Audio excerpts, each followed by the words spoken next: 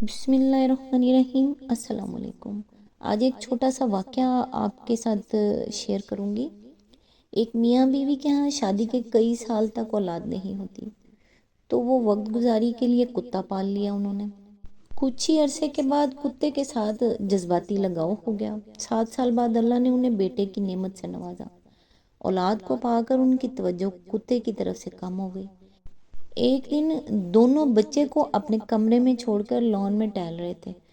کتے کے بے تحاشا بھونکنے کی آواز سن کر اندر کی طرف بھاگنے لگے تو کتا ادمری حالت میں باہر نکل آیا۔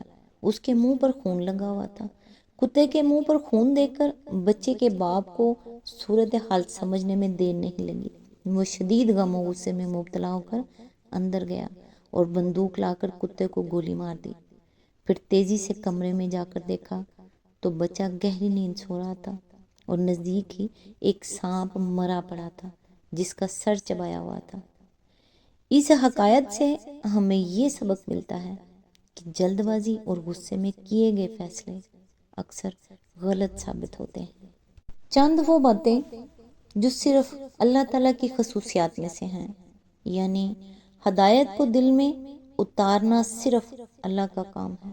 سورہ بقرہ آیت نمبر 272۔ گناہوں کو بخشنے والا صرف اللہ ہے۔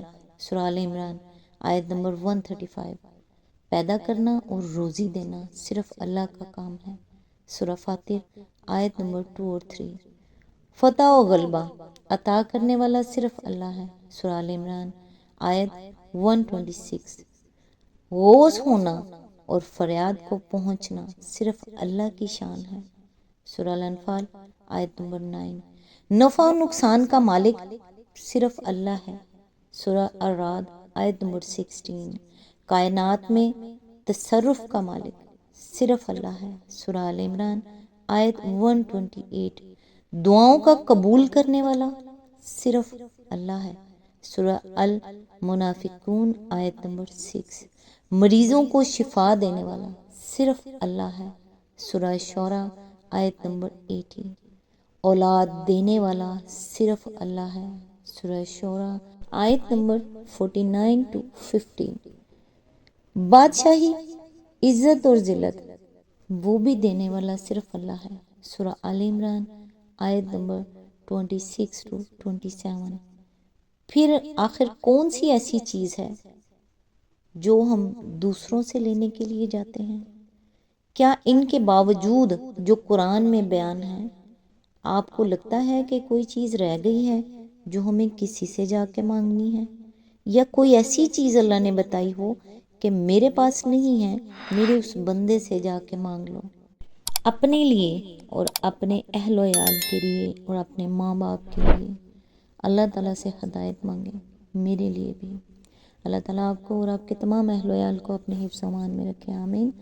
آج انشاءاللہ سورہ طلاق کی آیت نمبر 5 سے سٹارٹ کریں گے۔ اس کا ترجمہ اور تفسیر تفہیم القرآن سے بیان کروں گی جو اہل سنت جماعت کے لیے ہے۔ اعوذ باللہ من الشیطان الرجیم، بسم اللہ الرحمن الرحیم۔ یہ اللہ کا حکم ہے جو اس نے تمہاری طرف نازل کیا ہے۔ جو اللہ سے ڈرے گا اللہ اس کی برائیوں کو اس سے دور کر دے گا اور اس کو بڑا اجر دے گا۔ اس کی تفسیر ہے، یہ اگرچہ ایک عمومی نصیحت ہے جس کا اطلاق انسانی زندگی کے تمام حالات پر ہوتا ہے، لیکن اس خاص سیاق و سباق میں اسے ارشاد فرمانے کا مقصد مسلمانوں کو خبردار کرنا ہے کہ اس سے پہلے جو احکام بیان کیے گئے ہیں ان سے خواہ تمہارے اوپر کتنی ہی ذمہ داریوں کا بوجھ پڑتا ہو، بہرحال خدا سے ڈرتے ہوئے ان کی پیروی کرو۔ اللہ تمہارے کام آسان کرے گا، تمہارے گناہ معاف کرے گا اور تمہیں بڑا اجر دے گا۔ ظاہر ہے کہ جن متعلقہ عورتوں کی عدت 3 مہینے مقرر کی گئی ہے، ان کا زمانہ عدت ان عورتوں کی بنسبت طویل تر ہوگا جن کی عدت 3 حیض مقرر کی گئی ہے، اور حاملہ عورت کا زمانہ عدت تو اس سے بھی کئی مہینے زیادہ ہو سکتا ہے۔ اس پورے زمانے میں عورت کی سکونت اور اس کے نفقہ کی ذمہ داری، نان و نفقہ کی ذمہ داری اٹھانا، جبکہ آدمی اسے چھوڑ دینے کا ارادہ کر چکا ہو، لوگوں کو ناقابل برداشت محسوس ہوگا۔ لیکن جو بار اللہ سے ڈرتے ہوئے اللہ کے احکام کی پیروی میں اٹھایا جائے، اللہ کا وعدہ ہے کہ اپنے فضل سے وہ اس کو ہلکا کر دے گا اور اس کی اتنی بھاری جزا دے گا جو دنیا میں اٹھائے ہوئے اسے تھوڑے سے بار کی بنسبت بہت زیادہ گراں قدر ہوگی۔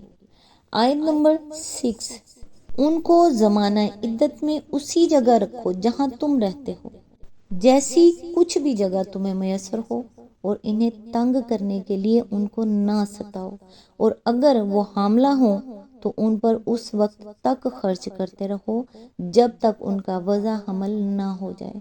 پھر اگر وہ تمہارے لیے بچے کو دودھ پلائیں تو ان کی اجرت انہیں دو، اور بھلے طریقے سے اجرت کا معاملہ باہمی گفت و شنید سے طے کر لو، لیکن اگر تم نے اجرت طے کرنے میں ایک دوسرے کو تنگ کیا تو بچے کو کوئی اور عورت دودھ پلا لے گی۔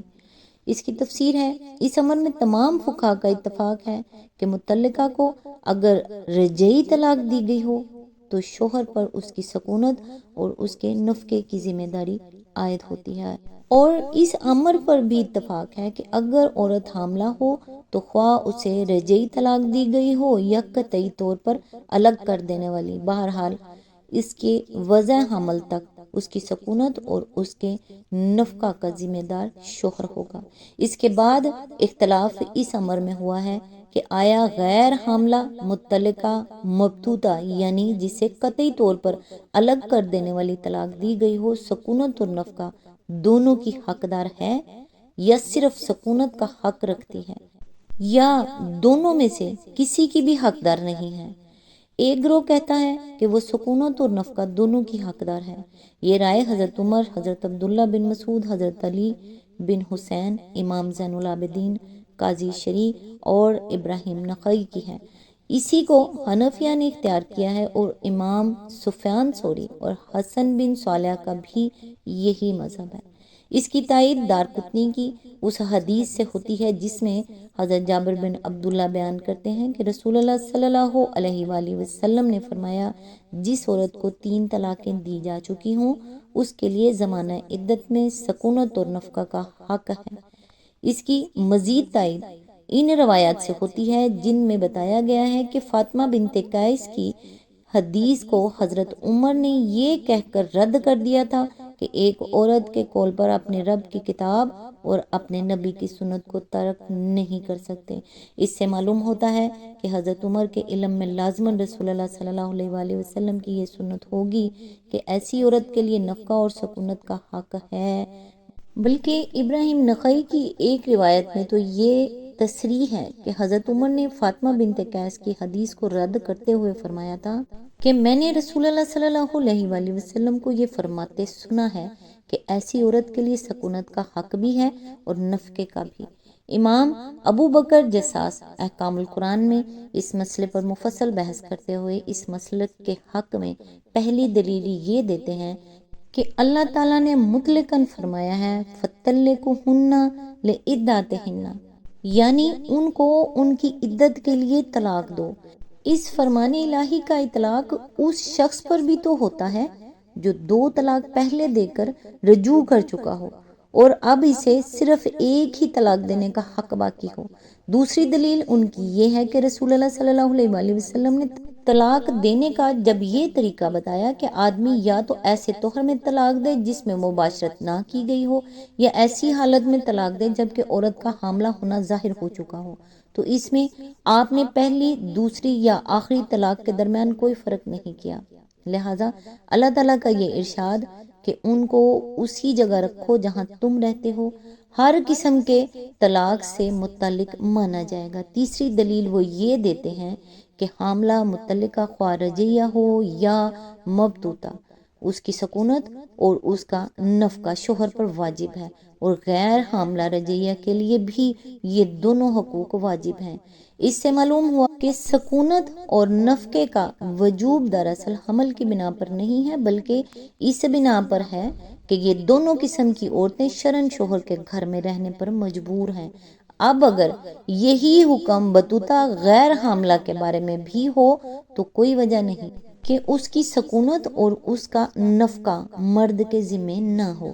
دوسرا گروہ کہتا ہے کہ متعلقہ مبتوتہ کے لیے سکونت کا حق تو ہے مگر نفقے کا حق نہیں ہے۔ یہ مسلک سعید بن مسیب، سلیمان بن یسار، عطا، شیبی، اوزئی اور ابو عبیدہ کا ہے، اور امام شافعی اور امام مالک نے بھی اسی کو اختیار کیا ہے، لیکن مغنی المحتاج میں امام شافعی کا مسلک اس سے مختلف بیان ہوا ہے، جیسا کہ آگے آ رہا ہے۔ تیسرا گروہ کہتا ہے کہ متعلقہ بطوطہ کے لیے نہ سکونت کا حق ہے نہ نفقے کا۔ یہ مسلک حسن بصری، حماد ابن ابی لیلہ، عمر بن دینار، طاؤس، اسحاق بن راہویہ اور ابو ثور کا ہے۔ ابن جریر نے حضرت ابن عباس کا بھی یہی مسلک نقل کیا ہے۔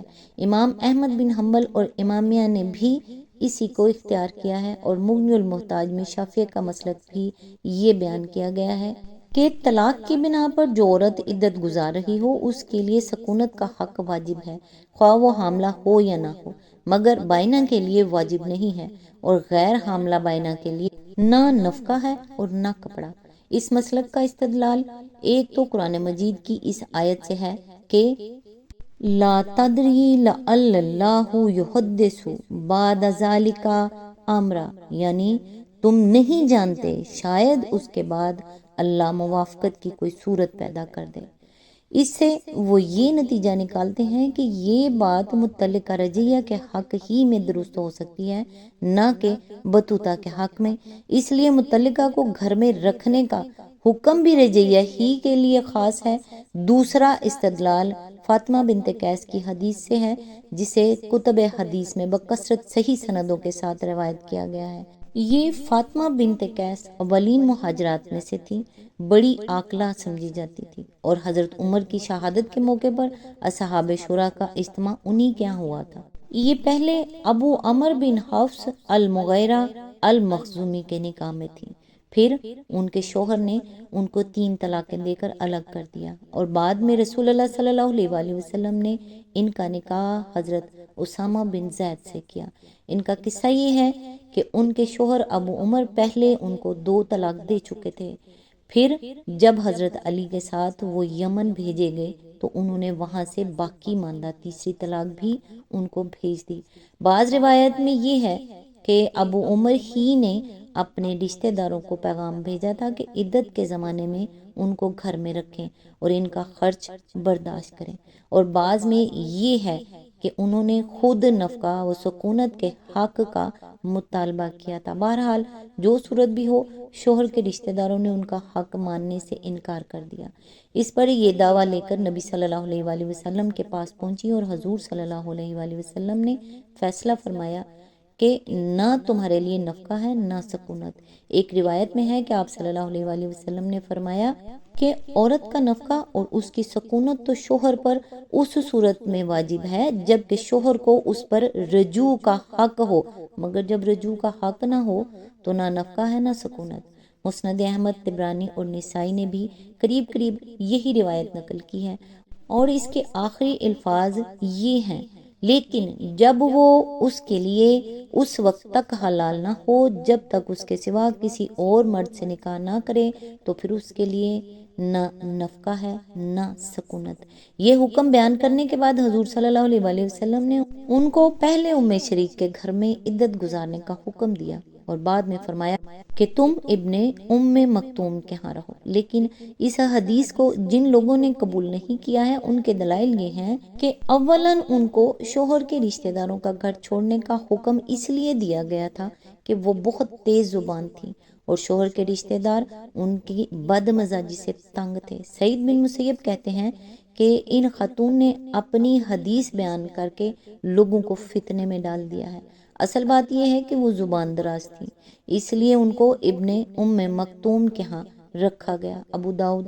دوسری روایت میں سعید بن مسیب کا یہ قول منقول ہوا ہے کہ انہوں نے اپنے شوہر کے رشتہ داروں سے زبان درازی کی تھی، اس لیے انہیں اس گھر سے منتقل ہونے کا حکم دیا گیا تھا۔ جساس۔ سلیمان بن یسار کہتے ہیں ان کا گھر سے نکلنا دراصل بدمزاجی کی وجہ سے تھا۔ ابو داؤد۔ آیت نمبر 6 کی تفسیر تھوڑی لمبی ہے، لہٰذا آج بس یہیں تک، نیکسٹ انشاءاللہ یہیں سے سٹارٹ کریں گے جہاں سے سلسلہ ٹوٹ رہا ہے۔ تب تک کے لیے دعاؤں میں یاد رکھیے گا۔ اللہ حافظ۔